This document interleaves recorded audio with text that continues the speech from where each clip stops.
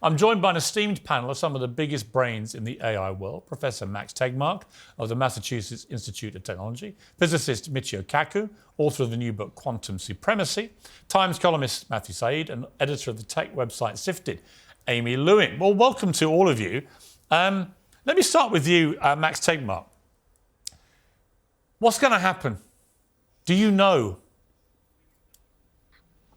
It's great to be back. What's going to happen?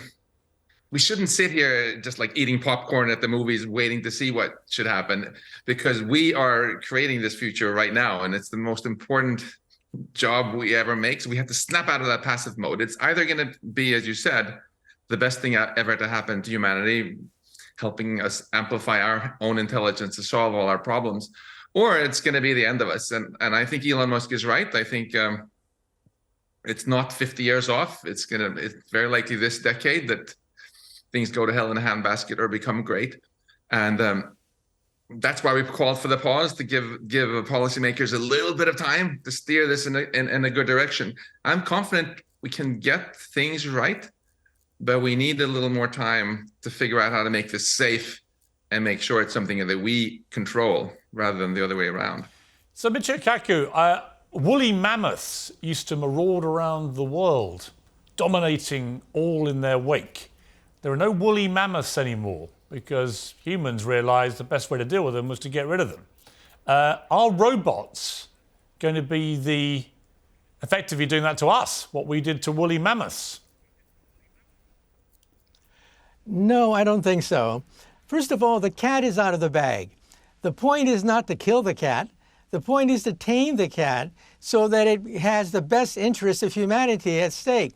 Realize that in a best case scenario, artificial intelligence could give us a new golden age, a golden age for society, a society of abundance, energy, food, medicines. We're talking about AI across the board ushering in a golden age. However, there are problems. First is jobs. We have to retrain workers so that they can be part of this new revolution rather than being iced out of this.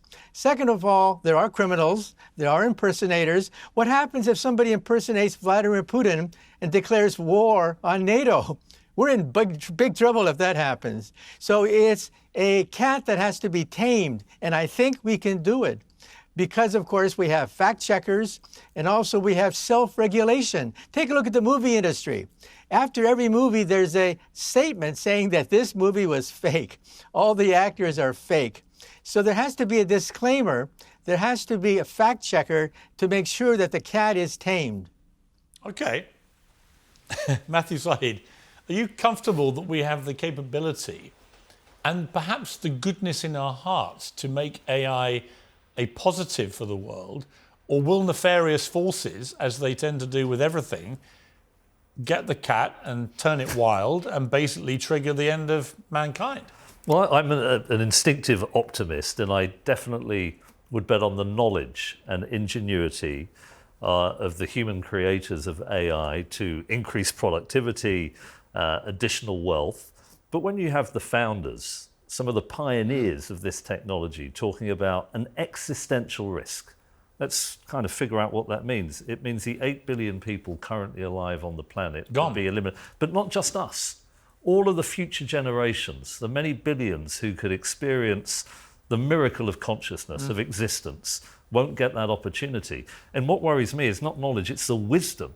Even if we decided to follow the advice of Elon Musk and impose a moratorium, how would it be enforced?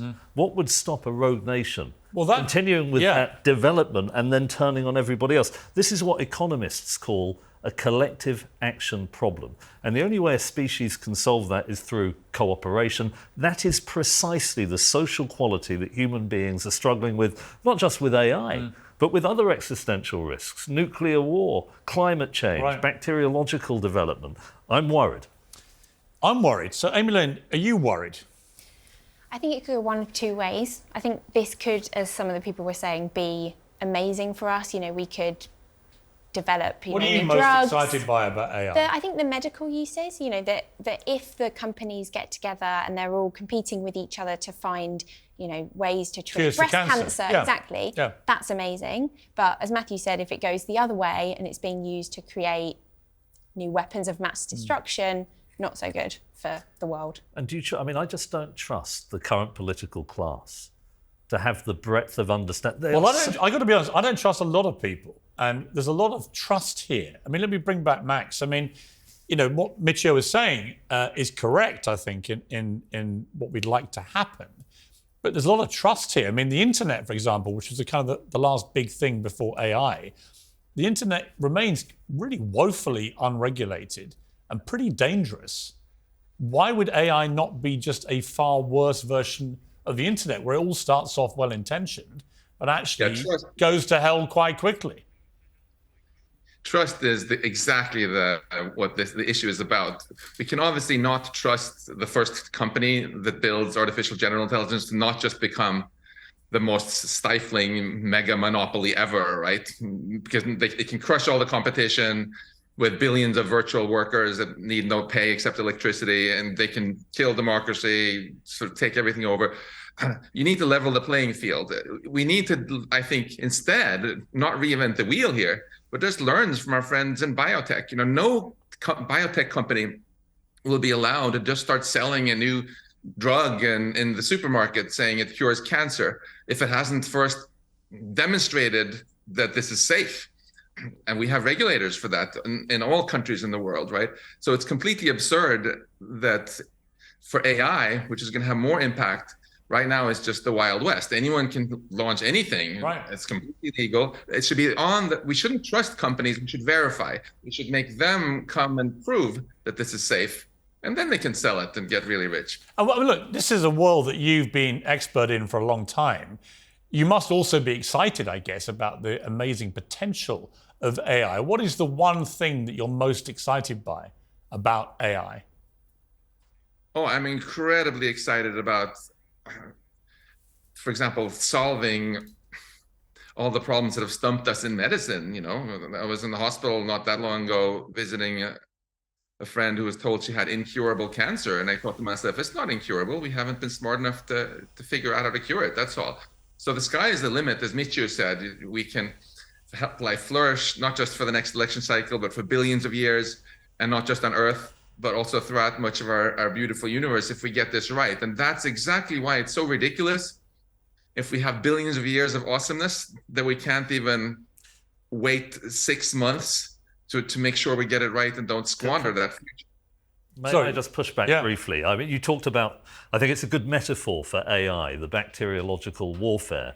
At the moment, the Bacteriological Weapons Convention has a global staff of 3 people and an annual budget equivalent to a McDonald's takeaway restaurant. That global regulation is a complete joke. You talk about the institutions that subscribe to the national jurisdictions, but what would be to stop what would stop a lone fanatic creating a pathogen with a high infection fatality rate and a long incubation period? At the moment, the regulation is completely toothless. Well, and also somebody actually who ran the Oxford AstraZeneca COVID vaccine program said to me. I meant the FDA, the Food and Drug Administration. That's what I was talking about, where there is a really well-functioning regulatory system. Companies have to prove stuff is safe before they sell it. For those who subscribe to the jurisdiction of the FDA. But you have one in Britain too, I'm sure. We do. I mean, the question I would put to you, and maybe I can come to Michio for this. I remember that the boss of the Oxford AstraZeneca COVID vaccine program telling me I had long COVID for a few months. He said, I wouldn't worry about long COVID if I were you. He said, I'd worry about a return of the plague. So I started laughing and he went, no, I'm completely serious. He said, we've had a massive wake-up call here. If we got a return of the plague with a death rate of 30 to 40%, including children, it would wipe away 40% of the planet. In the wrong hands, AI presumably could create a way for a nefarious person or entity or state to create exactly what Matthew just said, a pathogen which could cause that kind of devastation. Yep. How do we stop that happening? How do we stop bad people getting access to this super new knowledge from AI to cause devastation? Well, let me say one thing. The key concept, I think, is self-regulation. The industry has to regulate itself in the way that the movie industry, the comic book industry, all culture in Western society is largely self-regulated. And if it's not, then the politicians grandstand and they try to get elected on the basis of shutting down some of these media outlets. So I think we have to let self-regulation play itself in order to make sure that the excesses of this technology don't get out of hand. But also, looking at the internet, as Deng Xiaoping once said of China, sometimes you have to open the window to let the fresh air in, but sometimes a few flies come through. And so, yeah, the internet has a few flies, but in the main, the internet is a force of democracy, it's a force of education. It has proven its worth to society. Imagine a society without the internet. And the same thing with artificial intelligence. I think it has to be tamed. It's raw. But it has to be tamed, and when it is tamed, it'll give us a new golden age for all of society. Well, you know what, Michio? I really, really, really want you to be right. Because the alternative is catastrophic. Michio, thank you very much. Max, thank you very much indeed.